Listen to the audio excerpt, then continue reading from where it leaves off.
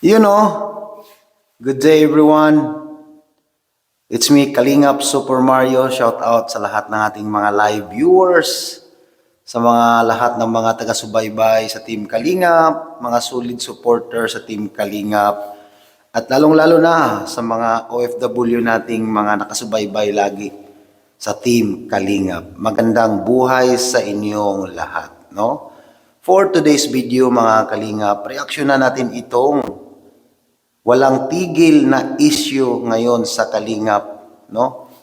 Isa sa pinakasikat ngayong pinag-uusapan sa larangan ito sa social media, sa YouTube. Walang iba kundi itong si Beyonce at itong Batalero family na galing sa isang kahig, isang tuka.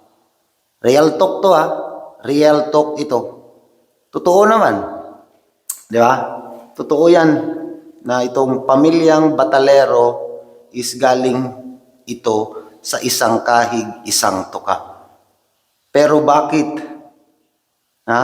Bakit pinipilit nilang pababagsakin ang Kalingap? Totoo yun. Ano ba ang nakain nila? Ano bang nasa isip nila? No? Bakit nila nagawa yon kay Kuya Val Santos Matubang? At pati kay Kalingap Rab. No? And then, meron pang bago ngayon. No? Edo at saka Beyonce maghaharap sa Rapi Tulfo in action. Yun yung sabi ni Kuya Val. Di ba? So, kaabang-abang iyan, mga Kalingap, sa totoo lang. Kaya maraming nag-aantay kung kailan sila magkaharap-harap para malaman talaga yung paratang na minanyak si Beyonce ni Edo. And then sa puntong yun, yung minanyak ni si Beyonce ni Edo, nagkaayos na sila. Ha? Nagkaayos na sila, nagkapatawaran na. Pero bakit humantong sa ganito? No? Humantong sa ganito yung sitwasyon. No? Pinutakti, pinagpiyastahan sa social media dito sa YouTube itong pamilya ni Beyonce. No? Which is, hindi yan makatarungan ang ginagawa nila sa totoo lang. Bakit? Hindi ba nila naisip yun? Ha? Hindi ba nila naisip yun kung paano sila inahon sa kahirapan ni Kalingap Rab at saka ni Kuya Val? Tapos, ganyan lang ang isusukli nila. Di ba? Yan si Kuya Val, hindi yan makaka-move on diretso. Bakit? No? Tinapat mismo sa kasal ng anak niya. Every year, every wedding anniversary ng anak niya, matatandaan at maaalala ni Kuya Val yun. Lagi yun, papasok yun sa isipan ni Kuya Val na itong araw na to, hindi ko makakalimutan ito. Bakit? Ito yung time na pinapatulpo ako ni Beyonce. No? Kaya shout out Batalero family, lalong-lalo na itong si Tulfo Queen. Ikaw, Beyonce, wala kang utang na loob sa totoo lang. Hindi mo ginagamit yung kukote mo. Nagpapawakwak ka, nagpapaniwala ka sa mga sponsor mo na hindi naman sila ang nagpapasikat sa iyo. Ang nagpapasikat sa iyo, walang iba kundi si Kalingap Rab. Walang iba kundi ang Kalingap. Walang iba kundi si Kuya Val Santos Matubang. Kung wala si Kuya Val Santos Matubang, saan kayo ngayon? Di ba? Nasaan kayo ngayon? Nandun pa rin kayo sa gilid ng dagat nakatira. Na yung sahig ninyo is wala man lang kahit ano or floor mat. Yung pintuan yung bahay ninyo, walang pintuan. Di ba? Tapos nagawa mo yun? Nagawa ninyo yun? Anong klaseng tao kayo? Ha? Anong klaseng tao kayo na nagawa ninyo ni Kuya Val Santos Matubang yun? At saka kay Kalingap Rab. Tapos sabihin mo or sabihin ni Dr. Lab na hindi ka apektado sa mga issue, sa mga nangyayari ngayon?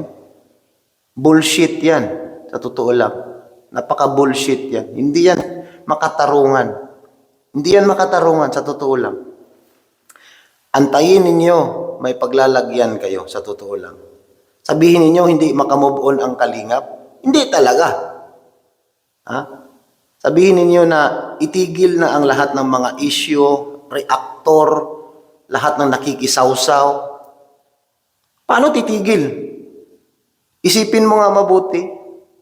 Kung ikaw nasa kalagayan ni Kuya Val, baliktarin natin ang sitwasyon, baliktarin natin ang senaryo. Kung ikaw magiging ganyan, isa kang batikang charity vlogger sa Pilipinas, kilala ka sa buong mundo. Tapos ipapatulpo mo lang ng ganun-ganun lang. No. Isang malaking pagkakamali ang ginagawa mo. Bakit? Nagpapasulsul ka sa mga wakwakers mong mga big-time sponsor ko, no? Okay? So, kung totoo man yung mga big-time sponsor mo, sana man lang, hindi ka iiwan nila. Bakit? Kasi pag iniwan ka nila, kawawa ka.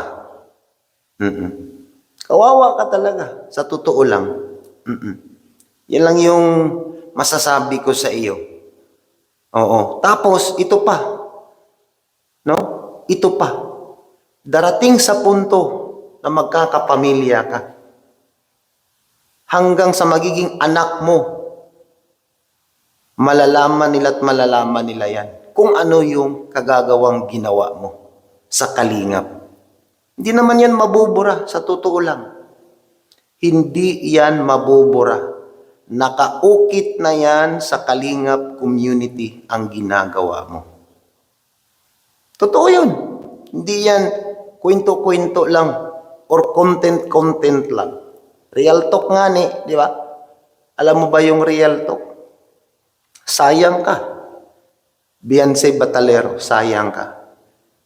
Maganda ka, may itsura ka. Pero ang tanong, nasaan yung utak mo? Nasaan yung kukote mo? Hindi mo ginagamit. Kasi nga, inaapakan mo eh. Nagpapasilaw ka sa pera. Nasilaw ka sa pera. Tapos ngayon, gagawa ka ng channel kasi wala na kayong pera. Nasaan na yung sinasabing mga big time sponsor? Diba? Nasaan na yung sinasabi ninyong pinagmamalaki lagi ni Dr. Lab? Yung founder ninyo dyan sa Team Guapa, isa pa yan. Diba? Antay lang kayo. Isa-isahin kayo ni Kuya Val. At hindi yan kwento-kwento lang or hindi yan content ni Kuya Val.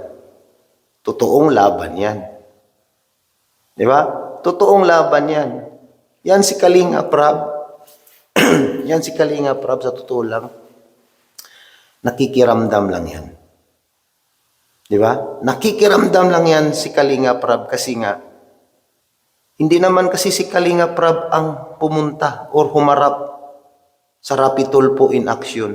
Si Kuya Val mismo, yung papa ni Kalinga Prab. Eh nakikiramdam lang yan, nakikinig lang yan sa mga ginagawa ni Kuya Val. Pero nandun yung 1,000,000% niya. Siyempre tatay niya yan. Di ba? Siyempre tatay niya yan. Masasaktan at masasaktan si Rab. Huwag mong sabihin si Rab hindi yan nasasaktan. Hindi yan pwede. Hindi yan pwede na sabihin natin o sa tingin natin na wala lang yung mga nangyayaring ganun. Hindi yun. Isang kalokohan yun. Nakikiramdam lang yan. Kaya pag-isipan mong maigi, Beyonce, or yung Batalero family. Isa pa itong nanay ni Beyonce. No? Isa pa itong nanay ni Beyonce. Akala mo nandyan sa palengke pag nagsasalita. Amakin mo yan.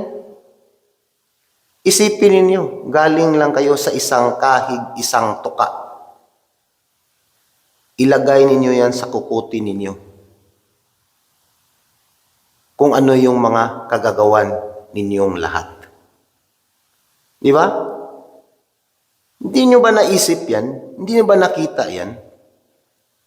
Ang iniisip nyo lang is kung ano yung ngayon. Hindi kayo nag-iisip kung ano yung susunod na mangyayari. Marami na ang nadadamay. Damay-damay na to. Bakit? Huwag mong sabihin, di yan damay si Dr. Love, founder ng Team Guapa. Yung isa pa, yung pulang uod, damay yun. Lahat, Joel Salcedo, kasali. At ito pa, nagre-recruit pa kayo na isasali ninyo si Medit, si Litchi Plan Girl. Anak ng sardinas. Nananahimik si Medit, nag-aaral ng maayos. Hindi katulad mo, Beyonce Batalero, na pinag-aral ka ng sponsor mo, pero hindi mo naman ginagamit yung kukuti mo. Huwag mong igaya yung sarili mo kay Medit. At huwag mong isali si Medit sa mga isyong nangyayari ngayon. Ano? Kulang ba kayo sa pwersa at naghahanap kayo ng kakampi? Di ba? Halatang halata na tagilid na yung bangka ninyo. Okay? So yun lang ang sasabihin ko. Real talk yan sa pamilyang Batalero na isang kahig, isang tuka na gustong pabagsakin ang Kalingap. Alright? Kalingap, Super Mario is signing off na nagsasabing hindi gwapo pero may itsura. Bye-bye everyone. God bless. Piliin magiging mabuti. Go, go, go.